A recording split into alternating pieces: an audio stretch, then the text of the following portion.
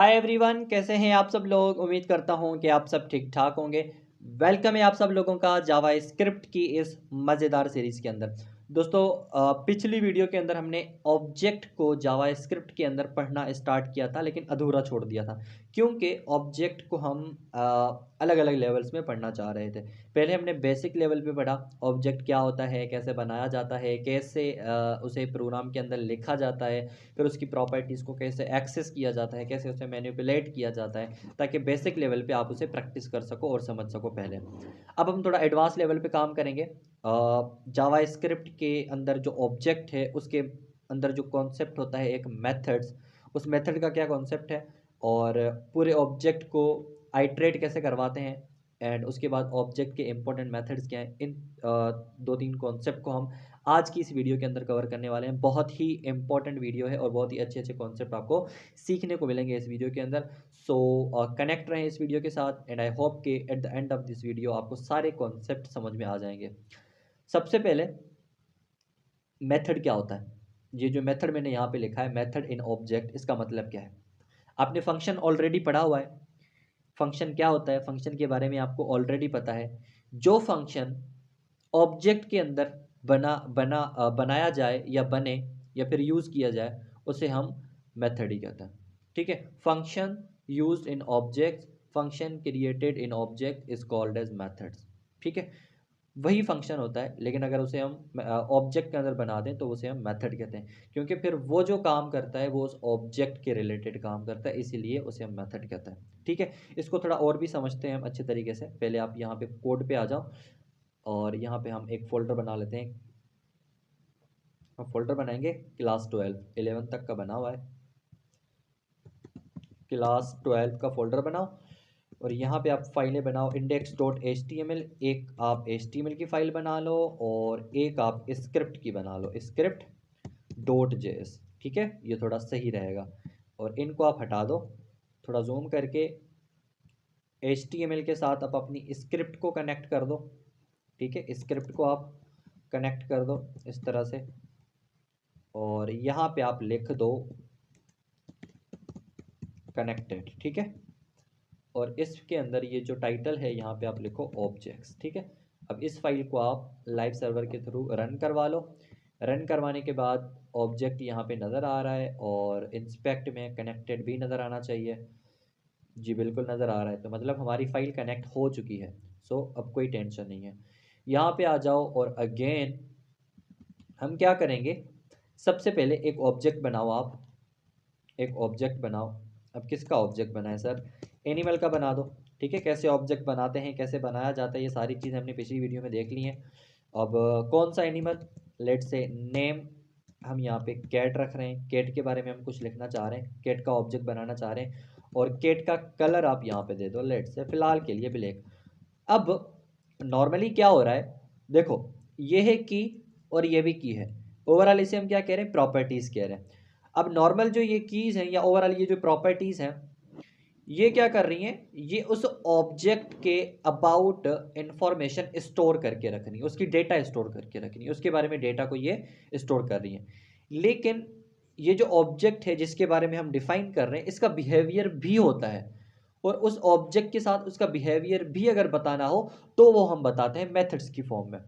अगर मैं अपने रिलेटेड कोई ऑब्जेक्ट जावा स्क्रिप्ट के अंदर बनाऊंगा तो मैं अपना नाम लिखूंगा, एज, क्लास, रोल नंबर वगैरह सारी चीज़ें, लेकिन मैं अपना बिहेवियर भी डिफाइन करना चाहता हूं तो वो मेथड यूज़ करके मैं करूंगा। अगर मैं केट का बना रहा हूं तो केट का जो बिहेवियर होगा वो मेथड्स की फॉर्म में आएगा। और अगर मैं कार बना रहा हूँ, कार का ऑब्जेक्ट बना रहा हूँ, कार की इंफॉर्मेशन स्टोर करवा रहा हूँ, तो कार की अगर मुझे बिहेवियर डिफाइन करनी है तो वो भी मैं ऑब्जेक्ट के अंदर मेथड्स बनाऊंगा, फिर उसका बिहेवियर डिफाइन करूंगा। अब अगर पहले इसे मैं लॉक करा के दिखाऊं तो यहाँ पे आपको एनिमल का एक पूरा ऑब्जेक्ट यहाँ पे देखने को मिलेगा और अगर एनिमल की किसी भी एक प्रॉपर्टी को आप यहाँ पे एक्सेस करना चाह रहे हो तो यहाँ पे आपको केट मिल जाएगा। लेकिन अब अगर मैं इसका बिहेवियर डिफाइन करूँ तो यहाँ पे अगेन मैं कॉमा दूंगा। अब मेथड्स कैसे बनाते हो, मैं यहाँ पे मेथड का नाम दूंगा, यही आपकी की रहेगी, यही आपका मेथड का नाम रहेगा, यही आपका फंक्शन का नाम रहेगा जो इसके अंदर आप बनाओगे। अब फंक्शन आप यहाँ पे दो तरह के बना सकते हो, एक कन्वेंशनल फंक्शन बना सकते हो, कन्वेंशनल मेथड बना सकते हो। दूसरा आप ES6 का एक तरीका है वो भी यूज़ कर सकते हो। तीसरा आप एरो फंक्शन भी बना सकते हो। पहले हम कन्वेंशनल कर लेते हैं। इस तरह से फंक्शन लिखो और यहाँ पे आप पैरेंथेसिस दे के और इस तरह से ब्लॉक दे दो आप, और यहाँ पे आप इसका बिहेवियर डिफाइन कर दो। लाइक अभी आप यहाँ पे कुछ भी दे सकते हो, केट इज स्लीपी। ठीक है, इस तरह से आपने कुछ डिफाइन कर लिया। अब आपका मेथड इसके अंदर बन जाएगा। ठीक है, इसको अगर आप यहाँ पे देखोगे ना, बिहेव आ गया है और यहाँ पे फंक्शन बता रहा है। लेकिन अभी अगर हम प्रॉपर तरीके से देखना चाहते हैं तो आप क्या करो, एनिमल, पहले आप ऑब्जेक्ट को लिखो, फिर इस ऑब्जेक्ट के अंदर जो आपने फंक्शन बनाया, अब आप क्या लिखोगे, ये आपका नाम होगा फंक्शन का। तो डॉट दे के ऐसे बिहेव, और यहाँ पे अब पैरेंथेसिस दे दो। तो क्या होगा, ऑब्जेक्ट के अंदर से ये वाला जो फंक्शन होगा वो यहाँ पे कॉल हो जाएगा। ठीक है, अगर आप यहाँ पे देखोगे तो केट इज स्लीपी जो हमने यहाँ पे स्ट्रिंग दी थी वो यहाँ पे प्रिंट हो रही है। लेकिन अगर मैं क्या करता, अगर मैं यहाँ पे कंसोल में चीज़ें ना देते हुए अगर सिर्फ ऐसे रिटर्न करता और रिटर्न में यहाँ पे लिखता कि भाई केट इज स्लीपी, तो अब मुझे यहाँ पे देखने को नहीं मिलता। क्यों? क्योंकि आपको पता है जो भी फंक्शन कुछ भी चीज़ अगर रिटर्न करता है वो डायरेक्ट इस तरह से कभी भी कंसोल पे नहीं आएगी। या तो आप इसको ऐसे लॉग के अंदर लिखो ताकि डायरेक्ट यहीं पे ये प्रिंट हो जाए, या फिर आप क्या करो, इसको स्टोर करा लो। ठीक है, लेट रिजल्ट, इसका जो भी रिजल्ट होगा वो इस रिजल्ट वाले वेरिएबल के अंदर स्टोर हो जाएगा और यहाँ पे आप इसको इजीली एक्सेस कर सकते हो इस तरह से। ठीक है, तो इस चीज़ का आपने ख्याल रखना है। एक तो आप ऑब्जेक्ट के अंदर मेथड इस तरह से बना सकते हो, दूसरा आप यहाँ पे एरो फंक्शन यूज़ कर सकते हो। अगर मैं एरो फंक्शन का बताऊँ तो अगर आप यहाँ पे देखोगे तो एरो फंक्शन कैसे बनाया जाता है, इस तरह से आप ये वाली पैरेंथेसिस यूज़ करो और यहाँ पे ये वाला सिंटैक्स यूज़ कर लो। अब ये आपका एरो फंक्शन है, सेम उसी तरह से काम करेगा। अगर आप यहाँ पे इसको कॉल करो और कॉल करने के बाद इसको अगर आप प्रिंट करा दो तो सेम तरह से काम करेगा, और अगर आप इसको डायरेक्ट भी कॉल करोगे तब भी ये काम कर लेगा, तब भी ये काम कर लेगा। कैसे काम करेगा, इस तरह से, तब भी ये काम करेगा। और अगर आप यहाँ पे लॉग करके दिखा दो तब भी ये काम करेगा। ठीक है, मैं सिर्फ स्लीपी लिखता हूँ तब भी ये काम करेगा। ये हमने इसके अंदर लिख लिया है ना, इसको आप डायरेक्ट कॉल करो। ठीक है, फिर अनडिफाइंड नहीं दिखाएगा। इस तरह से आ रही है बात समझ में कि ऑब्जेक्ट के अंदर मेथड कैसे बनाया जाता है। अब सेम मेथड आप कुछ इस तरह से भी बना सकते हो, लेकिन जहाँ पे आपको ये वाला पूरा प्रोसीजर नहीं फॉलो करना। ये ES6 जो कि एकमा स्क्रिप्ट जावा स्क्रिप्ट जो 2015 के बाद अपडेट हुई है, उसके अंदर ये जो रूल्स आए हैं उसके अंदर आप ये वाला कॉन्सेप्ट यूज़ कर सकते हो। इस तरह से आप यहाँ पे लिख दो स्लीपी। ठीक है, अब यहाँ पे आपका फंक्शन जो है ऑटोमेटिकली इस तरह से बन जाएगा। ये बिहाइंड द सीन ये सारा का सारा वैसे ही बनेगा, लेकिन शॉर्ट सेंटेक्स आप इस तरह से यूज़ कर सकते हो। ये नया तरीका है, इस तरह से भी आप किसी भी मेथड को ऑब्जेक्ट के अंदर डिफाइन कर सकते हो। और अगर आप इसको कॉल करोगे एनिमल डॉट बिहेव इस तरह से तो ये काम कर लेगा अपना। आई बात समझ में? तो तीनों तरह से आप किसी भी मेथड को बना सकते हो। अगर हम थोड़े और प्रैक्टिस करें इन मेथड्स की अच्छे तरीके से तो आप यहाँ पे एक काम करो, एक ऑब्जेक्ट बड़ा सा बनाओ, कैलकुलेटर। ठीक है, इस कैलकुलेटर के अंदर हम सिर्फ और सिर्फ फंक्शन ही बनाने वाले हैं। ठीक है, मतलब मेथड्स ही बनाने वाले हैं। एक मेथड आप बना लो सम का, मतलब ऐड करने का, और ये आप कैसे भी बना सकते हो। मैं इस तरह से बना लेता हूँ। ठीक है, फंक्शन वाला कीवर्ड यूज़ करके, और यहाँ पे आप सॉरी ऐसे यहाँ पे आप क्या करोगे, ए और प्लस बी को ऐड करवा लोगे। आप बोलोगे सर ये ए प्लस बी कहाँ से आया, ये ए प्लस बी आएगा यहाँ से, पैरामीटर हम पास करें। ठीक है, अच्छा उसके बाद एक प्रोडक्ट का बना लो, एक प्रोडक्ट का बना लो। आप प्रोडक्ट का कैसे बनाओगे, इस तरह से एक प्रोडक्ट का मेथड बना लो, और अच्छा यहाँ पे ना आप कॉमा दे दो ताकि दोनों मेथड्स अलग अलग हो जाएं, और यहाँ पे भी आप ए कॉमा बी दे दो। ठीक है, क्योंकि ये दोनों अलग अलग आएंगे। अगर आपको कन्फ्यूजन लगे तो इसको एक्स कॉमा वाई कर दो, कर सकते हो, इसमें कोई रिस्ट्रिक्शंस नहीं है। इसको भी आप रिटर्न कर दो और एक्स मल्टीप्लाई वाई करवा दो। आई बात समझ में? अब हमने एक ऑब्जेक्ट बनाया है जिसके अंदर हमने जिसका नाम हमने कैलकुलेटर लिखा है, और इसके अंदर हमने दो मेथड डिफाइन करें। एक मेथड है ऐड, दूसरा है प्रोडक्ट। ऐड मेथड क्या करेगा, दो पैरामीटर लेगा ठीक है, और उनको ऐड करवाएगा और प्रोडक्ट क्या करेगा, 2 पैरामीटर लेगा, उनको और ये किस तरह से काम करेंगे, इसको हम पहले कॉल करेंगे। क्योंकि ये रिटर्न के कीवर्ड यूज़ कर रहे हैं तो ये डायरेक्ट काम नहीं करेंगे, इसको हम लॉग के अंदर ही यूज़ करते हैं। इस तरह से आप कैसे, कैलकुलेटर डॉट ऐड का मेथड आप कॉल करवाओ और इसके अंदर आप 3,4 पास कर दो। अब ये जाएंगे इस जगह पे और दोनों ऐड हो जाएंगे तो हमें इसका रिजल्ट मिल जाएगा 7 ही मिलना चाहिए। ठीक है, सेम तरह से अगर आप यहाँ पे मल्टीप्लाई को, मतलब ये जो प्रोडक्ट है इसको अगर कॉल करो और 3 4 अब यहाँ पे आपको 12 मिलना चाहिए। क्लियर है, समझ में आया कि किस तरह से आप किसी भी ऑब्जेक्ट के अंदर मेथड बना सकते हो, और मेथड बनाने के जितने भी तरीके हैं वो भी मैंने आपको बता दिए, इजीली आप बना सकते हो। इन मेथड्स को आप एरो फंक्शन के थ्रू भी बना सकते हो, और विदाउट यूजिंग ये फंक्शन का, ये भी आप इसको अगर रिमूव कर दो और ये सारी चीज़ें, इस तरह से भी आप इन मेथड्स को डिफाइन कर सकते हो। ये 6 का मेथड है। ठीक है, और यहाँ पे अगर आप कॉल करोगे तो कोई इसमें फ़र्क नहीं आएगा, आपको रिजल्ट मिल जाएगा। ठीक है, आई होप कि आपको ये कॉन्सेप्ट समझ में आया। अब चलते हैं आगे और समझते हैं कि किसी भी ऑब्जेक्ट की सारी कीज़ को, सारी प्रॉपर्टीज़ को आइट्रेट कैसे करवाते हैं। देखो, हमने जब एरे पढ़ा था तो एरे के अंदर जितनी भी इंडेक्स के ऊपर जितनी भी वैल्यूज़ होती हैं, अगर उन सारी वैल्यूज़ को एक ही टाइम पे अगर हमें प्रिंट करवाना है तो हम उसे आइट्रेट करवाते हैं, एक फॉर ईच का मेथड यूज़ करते हैं, या फिर हम उसके ऊपर फॉर लूप चला लेते हैं। सेम अगर ऑब्जेक्ट की सारी चीज़ों को हमने एक ही दफ़ा प्रिंट करवाना है स्ट्रिंग के फॉर्म में, तो हम कैसे कराएं, इसको भी हम आइट्रेट करवा सकते हैं by using for in loop. ठीक है, अब ये फॉर इन लूप क्या है, for in loop use to iterate over properties of object, it loops through all keys of an object. इसको समझते हैं प्रॉपर तरीके से कि इसका मतलब क्या है। देखो इसको मैं कमेंट आउट कर लेता हूँ, अब मैं आपको समझाता हूँ कि उसका मतलब क्या है। ठीक है, अच्छा देखो, यहाँ पे आप लिखो मैं एक ना नॉर्मल सा एक ऑब्जेक्ट बना लेता हूँ, ह्यूमन, सही है।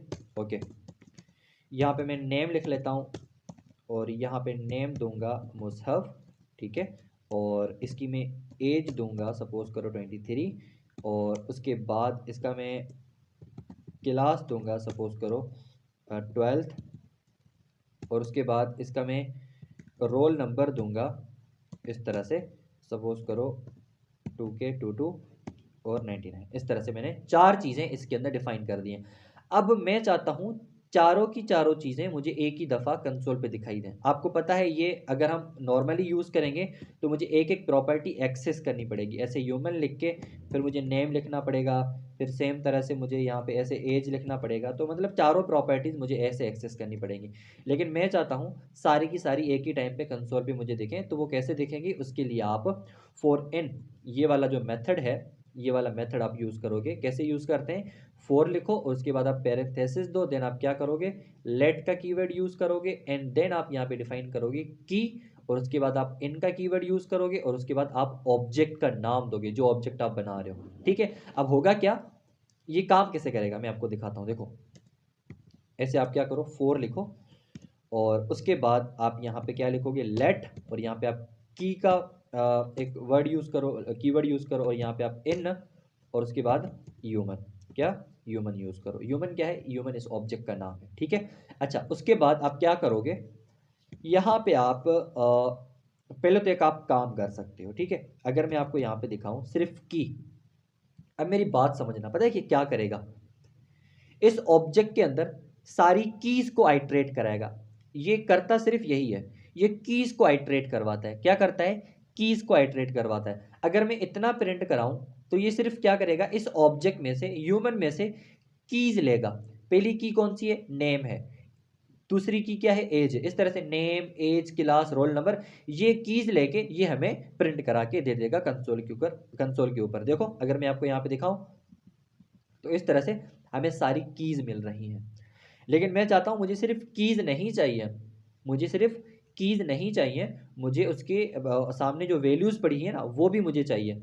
तो वो मैं कैसे लेके आऊंगा, अब उसके लिए आप थोड़ा तरीका यूज करो। देखो ऐसे बैकटिक यूज करो, और उसके बाद आप ऐसे डॉलर की साइन देके और यहाँ पे कर्व ब्रैकेट देके की को आप ऐसे यूज करो।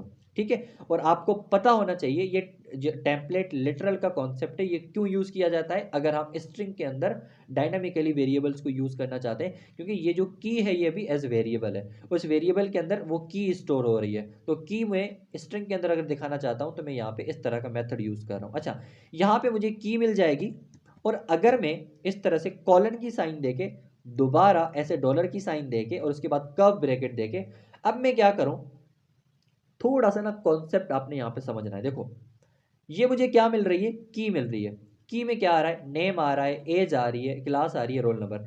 लेकिन जब ये कंसोल पे आ रही है ना, मतलब फॉरेन लूप पता है क्या कर रहा है, फॉरेन लूप ऑब्जेक्ट से कीज को ले रहा है और उन कीज को ये कन्वर्ट कर रहा है स्ट्रिंग में, और वो स्ट्रिंग हमें यहाँ पे दिखा रहा है। अगर ये स्ट्रिंग ना होती तो हमें यहाँ पे कुछ और फॉर्मेट में ये दिखाई देता, लेकिन अगर इस तरह से दिखाई दे रहा है तो मतलब समझ जाओ कि ये क्या है, स्ट्रिंग है। और अगर ये स्ट्रिंग बन गई है तो मैं इसको ऐसे एक्सेस नहीं कर सकता, ऐसे ह्यूमन डॉट जैसे कि की। अब यहाँ पे पहले नेम आएगा तो ह्यूमन से मैं नेम लूंगा, लेकिन ये इस तरह से नहीं आएगा। क्यों? क्योंकि अब जो नेम है या अब जो एज है, क्लास है, वो स्ट्रिंग बन चुका है, और आपको पता है हम किसी भी स्ट्रिंग को इस तरह से एक्सेस नहीं करते। तो स्ट्रिंग को कैसे एक्सेस करते हैं, हमने एक और तरीका यूज करा था ऑब्जेक्ट की प्रॉपर्टीज को एक्सेस करने का, ब्रैकेट नोटेशन का। अगर मैं क्या करूं, इस तरह से स्क्वायर ब्रैकेट देके और यहाँ पे की पास कर दूं, देखो होगा क्या, यहाँ पे सबसे पहले आएगा नेम, और नेम यहाँ पे भी आएगा। तो ह्यूमन के अंदर नेम की प्रॉप की जो भी होगी उसकी हमें वैल्यू मिल जाएगी। तो यहाँ पे की आएगी और यहाँ पे वैल्यू आएगी, यहाँ पे की आएगी, यहाँ पे वैल्यू आएगी।